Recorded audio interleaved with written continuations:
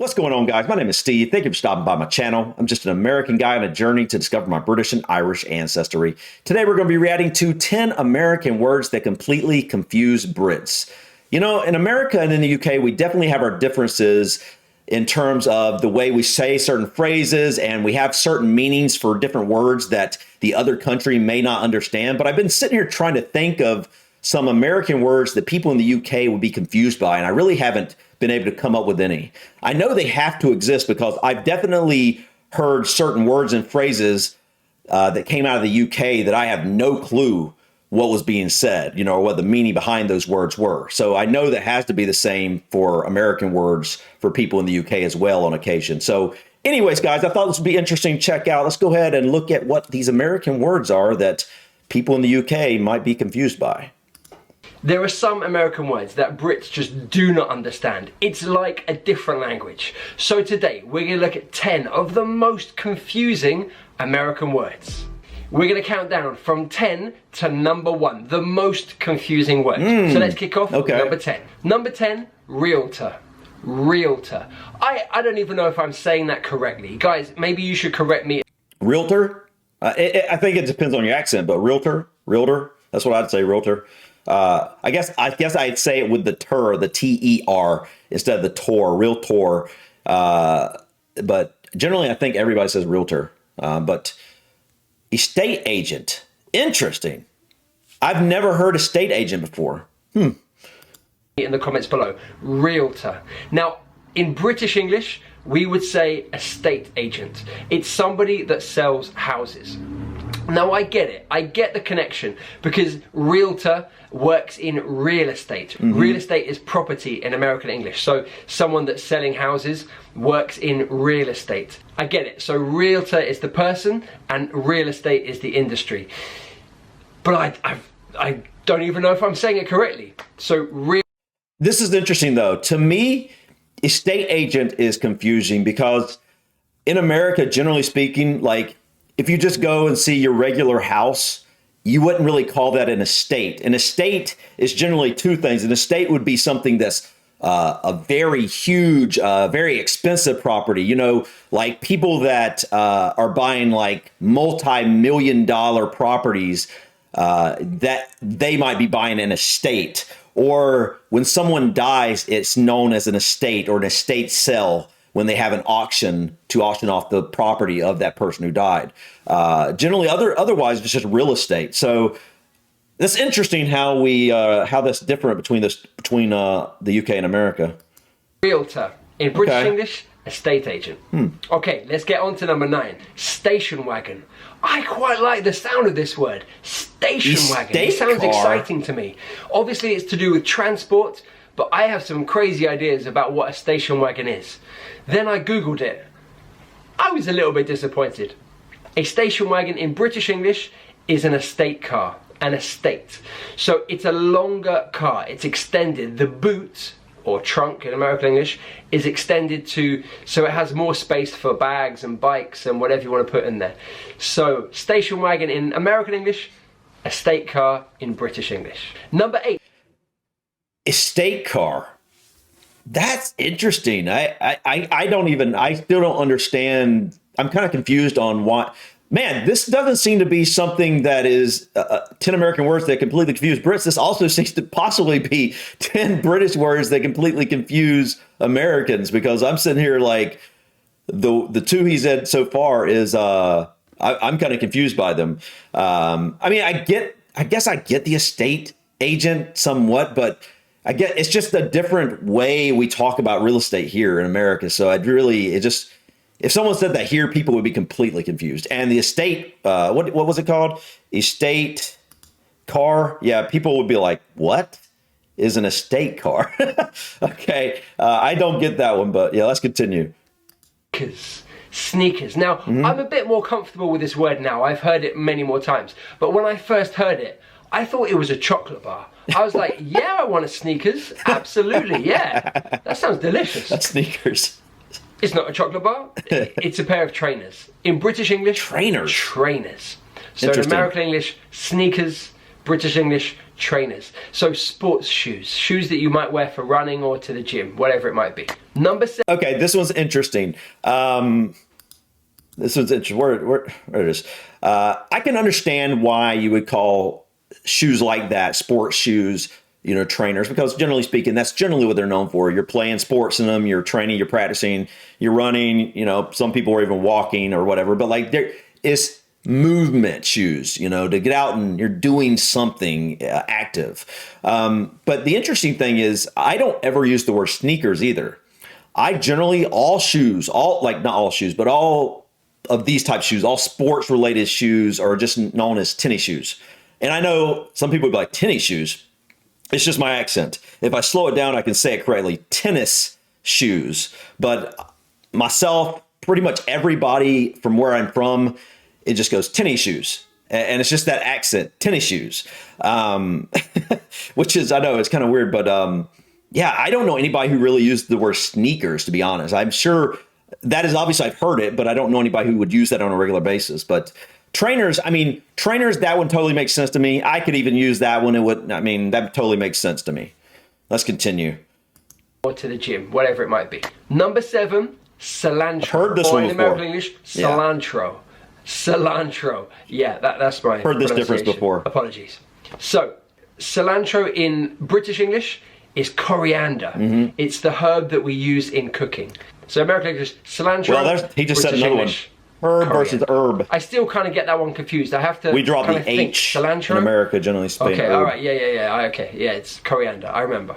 Sticking with the food theme, I've seen this one, but I don't remember eggplant. The aubergine. Eggplant. Now, again, I've heard this one enough times now that I do finally understand that eggplant is aubergine in British English. Aubergine. But to begin with, I had no idea. Okay. And I was a little bit disappointed because I love eggs. Kind of taken out, I thought maybe there might be a plant that made eggs. It's not true. Anyway, eggplant in American English, aubergine in British. I think eggplant, I'm guessing I don't know where that come from, but I'm guessing just simply because they kind of borderline can resemble a big purple egg a little bit. I don't know. I don't eat eggplant. I never really, it's one thing that I definitely don't like. So, yeah, not really sure where that comes from. English. Number 5.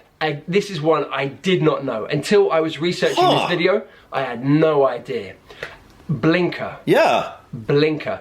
A blinker in British English is an indicator. So it's that flashing light that you have on your car, right side and left side, to show that you're going to either turn right or turn left. So in British English we would say an indicator, because you are indicating where you want to go, you are showing where you want to go. In American English, a blinker. So okay, one thing I'd like to say before we move on to the next one is that I don't really know where blinkers, when it began, but I've known that we either say, sometimes you're saying a turn signal. Sometimes people will use a turn signal. A lot of people actually would say turn signal. But blinkers is probably more of a Southern term. I've heard that a lot growing up. And I guess it's just the blinking light. I don't know where that comes from. I guess the blinking light. But yeah, it seems like that is a very popular term, but also turn signal, like I just said. But the reason we probably wouldn't use indicator, because indicator lights are the lights on the dashboard that show up to indicate you're low on fuel, something's wrong with your battery, all that type of stuff. Those are indicator lights in America.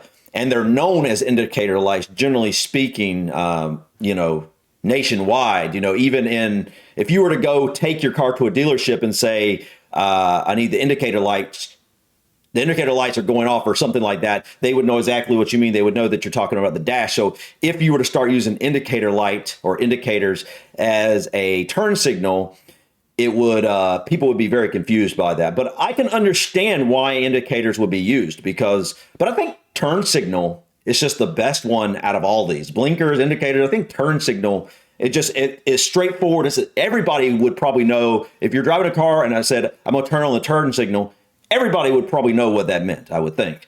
But anyways, let's continue. That's pretty cool.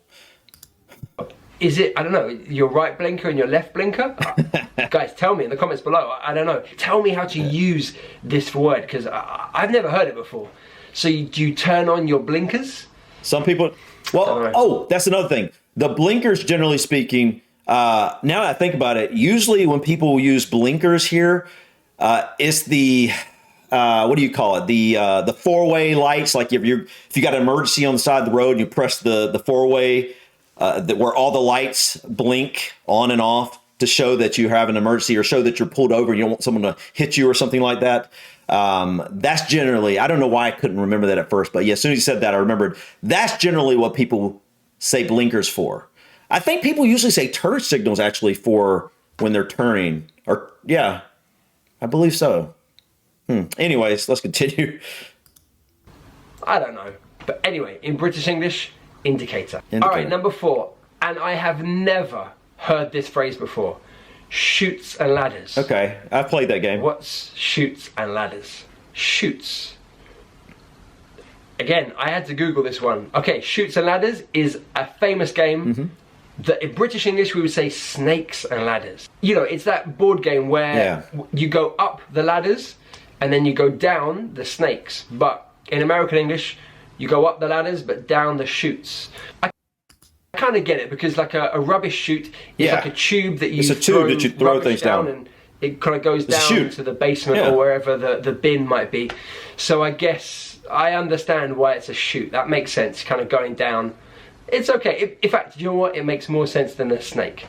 But yeah, I mean, I haven't played in a long time, so I don't really know what the chutes or snakes or whatever they are, the squiggly lines. I don't really remember what they look like, but I think I can understand why it would be called snakes, because if I do think correctly, it was like squiggly lines. But so I don't know. I'd have to look that game up to really know what I would think would be the better version of that. But I prefer the snake. Anyway, chutes and ladders in American English, snakes and ladders in British English. All right, number 3. I didn't know this word until about a month ago. And even now, I don't know how to spell it. I was like in Google, I was typing all the different variations I could. Finally, I found the correct spelling. The pronunciation, I'm not quite sure. Yeah, that's right. Faucet. A faucet. Faucet or faucet. Faucet. Faucet? Faucet's my pronunciation. Definitely not that. Yeah, it is. Turn off the faucet. Faucet. Turn off the faucet. Yeah. I don't know if I see tap, and now that I think about it, I think I have heard people in the UK say the word tap, and I mean you're tapping the water. I mean, it makes sense. You're turning on the water there at the tap. We would say there. We do use the word the tap, but it's a little bit different. It's so hard to explain. I don't even think I could do a good job explaining it. But to us, there's a difference between a tap and a faucet, generally speaking. The faucet is the actual piece that is there coming out of the sink or whatever. You know what I mean?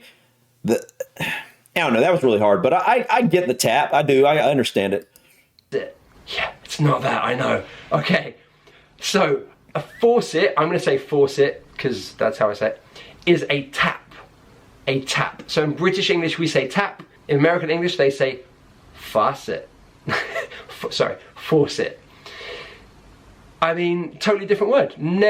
I've never ever had to use that word. I've never seen it written. I've barely ever heard anyone say it. Do Americans say it? I don't know. You guys tell me. Absolutely. But yeah, if you're ever in America and you want to use the tap, you can say, excuse me, where is the faucet? Faucet. Number 2, we're getting close. We're counting down to number 1. Number 2, sophomore. Sophomore. I had no idea what this word meant until I heard it used about a basketball player. So sophomore, I think, is someone in their second year of college or their second year of high school. Yes, a sophomore is like you said, second year of, it goes freshman, sophomore, junior, senior for both high school and 4 years of college when someone's like going to get a bachelor's degree or something like that. Then generally speaking, I don't think if you're going like after that, like get a master's or a doctorate or something like that, I don't think there's any like other words for that I know of anyway. But second year student, that's the meaning. So basically it's generally speaking, it looks like the UK just straight up say the meaning of what is going on, and Americans have, I don't know where the sophomore comes from. I've just always known that. I don't know, but second year student makes sense to me. Okay. I don't know. I'm going to check this. Hang on. I'm going to double check this. Yes. Okay. I was right. It is. So someone in their second year of college or high school. British English, we don't have a word for that. I don't know. I don't know what that is. You're in your second year. That's what we'd say. Certainly in university, you'd say, I'm in my second year, or I'm a second year student, maybe. But we don't really have a word for that. Obviously, I have taught the word freshman before. Freshman is the first year of college or high school in America. In British English, it's a fresher. So, first year of university, you are a fresher. All right, are you ready for number one? Because this one is crazy. Number one, the most confusing American words. Okay, I'm not going to be able to guess it. I started saying, I want to try to guess this. I don't know. There's no way I'd be able to guess what this is. Bangs. Oh! What are bangs? What? Bangs. What on earth are bangs? Bangs, generally speaking, I obviously don't have them because I shaved my head, but so basically the hair right in the front of the forehead on a woman. I guess men have bangs. I don't know. I mean, I've never really. I guess men have bangs too if they have long enough hair. Generally, I wouldn't think men would generally have bangs because generally bangs are kind of cut to a certain length above the eyes, kind of like right there in front of the, on the forehead and stuff. I obviously don't do hair stuff, so I couldn't explain it as well as probably some people, but yeah. And I think, have I heard this before? I know the word fringe. I don't know why I know the word fringe, but that's interesting. Fringe. I had to find out. I had to research it. I had to Google it. Well, short hair hangs over the forehead. Okay, that makes sense. Yeah. In British English, we would say a fringe. A fringe. It's when you have hair. Yeah, there it is. Down here, like this. Yeah. I'm so confused about how you use it because in British English, we would say a fringe. So she has a fringe. But in American English, there's no There's no article. So she has bangs. So there's no article, but it has an S. But it's not countable, it's uncountable. Oh, so confusing. So, I love your bangs means I love your fringe. Okay, all right. So if I went to the hairdresser, I would say in British English, can I get a fringe, please? Can I get a fringe? But in American English, what would you say? Can I get bangs? Yeah, that's what people would say. Right? Yeah. Can I have bangs? Yeah. I don't know.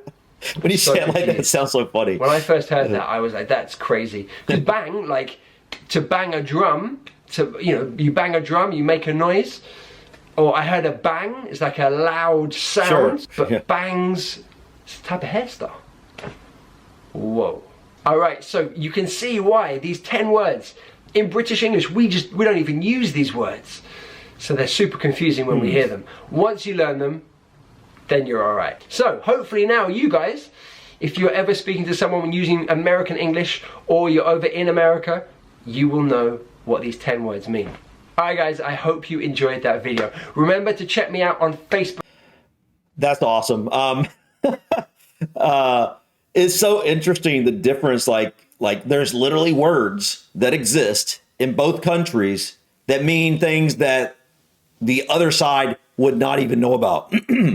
This is interesting because I went into this thinking, okay, these are just going to be 10 American words that British people are confused by. And I was really curious about that. But when I got through this, I realized that generally speaking, most of these were words that me as an American, I'm confused by the British version. But I mean, I think I get most of them once, they were said, but like a state wagon. Someone would have to explain that one to me. I don't get it. Because an estate to me is literally, it's a piece of property after someone has died, or it's like a very, very expensive property, it's got an estate would have 100 acres and like a castle on it or something like that. That would be an estate, generally speaking. I just don't know how that has anything to do with a car. He said something about because it was like a long trunk, but I don't know. That's interesting. Maybe I need to look that up. I need to look that up. I don't know. Maybe someone in the comments will explain that one to me because I don't get it. There are a few others here that were like a little different, but I think once I saw them and kind of he taught about it, I'm like, okay. I mean, I could see it. I mean, second year student versus sophomore, like, okay. But I could see how, even though some of these confused me a little bit, I think that overall this probably would be, some of these words would confuse a British person a little bit more than the British version would confuse me. Maybe because I've actually seen some of these, but yeah, I can see how like the word sophomore, British person's like always uses second year student, like what is a sophomore? I can see how that would be a thing.